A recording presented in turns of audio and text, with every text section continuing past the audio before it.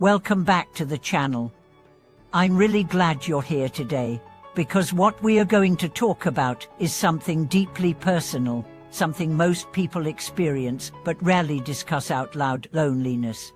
As we grow older, life changes in subtle and seismic ways. Friend groups shrink, responsibilities grow, dreams shift, and somewhere along the way, even surrounded by people, we begin to feel alone. Not because we are unloved, but because the way we relate to the world starts to transform. Have you ever felt like you were watching your own life from the outside? Like you were physically present but emotionally distant? Maybe you were at a family dinner, at work, on a video call, and still felt like a stranger in the room. That's the loneliness we are going to explore today. But not with despair, with depth. Because what if loneliness isn't the enemy? What if it's the beginning of something profound? What if growing older and feeling more alone is not a sign that something's wrong, but a signal that it's time to evolve? Let's go there. First, let's be honest. When we're younger, we are trained to believe that happiness is shared, that joy is something to be found in connection, romance, affirmation, community. And yes, those things are beautiful, but they are not always available, and they are never permanent. So what happens when the people you used to lean on begin to disappear? When the messages stop coming? When you look around and realize no one really understands you anymore? Here's what happens. You are invited to learn the hardest and most sacred lesson of all: how to become your own light. Let me tell you a story. When I was in my 20s, I had a large friend circle, group chats, parties, phone calls at 2 a.m, spontaneous road trips. It was chaos and comfort all at once.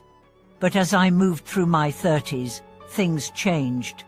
People got married, moved away, focused on careers, became parents. Suddenly, the texts were rare, the calls even rarer, and the silence louder than I ever imagined. At first, I took it personally. Did I do something wrong? Was I not worth staying close to? But the truth was simpler and more painful. Everyone was growing.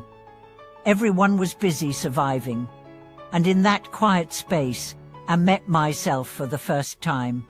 That's when I began to understand loneliness isn't a punishment.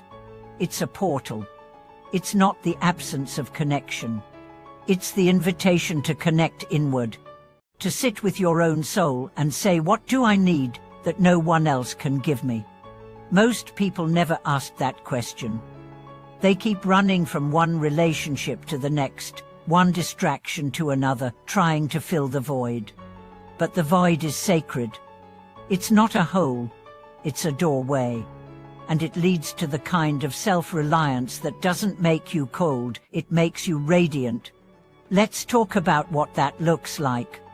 When you learn to light your own path, you stop begging others to guide you. You stop waiting for the call, the invite, the approval. You start waking up and asking, what would make today meaningful for me?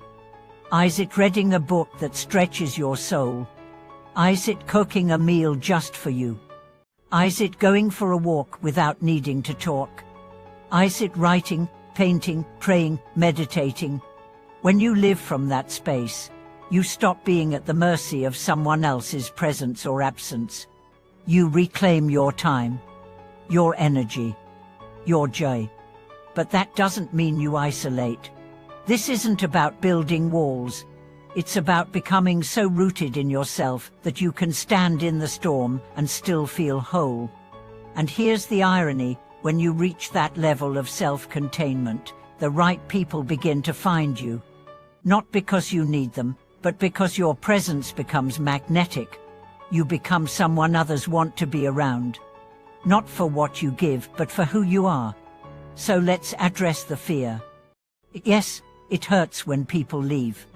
Yes, it's confusing when the love you gave so freely is not returned. Yes, there are nights when the silence feels unbearable. But I promise you this, that silence is not empty. It is full of answers.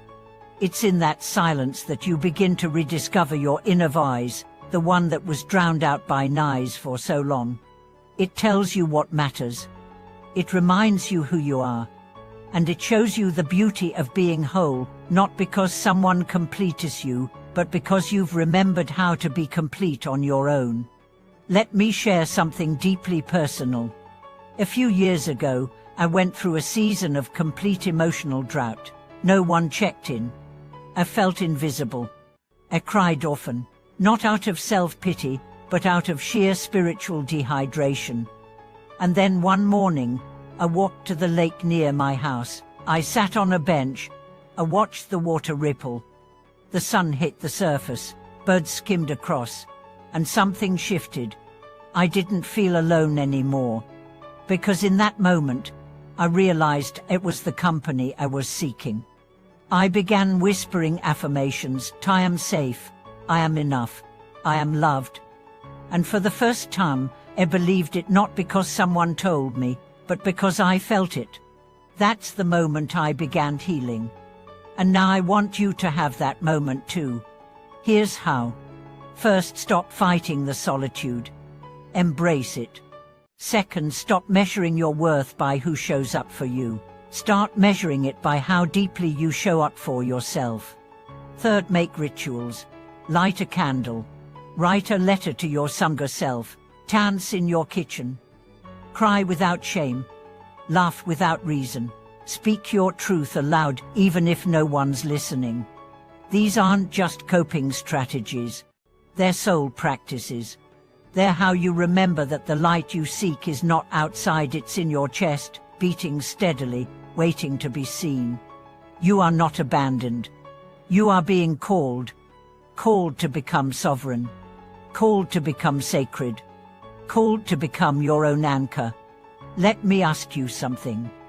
If you never received another compliment, if no one ever texted back, if the crowd never cheered for you again, would you still sing? Would you still write? Would you still create? Would you still live with awe? That is the test. And when the answer becomes yes, that's the moment loneliness dies and solitude is born. Because solitude is not lack, it's luxury.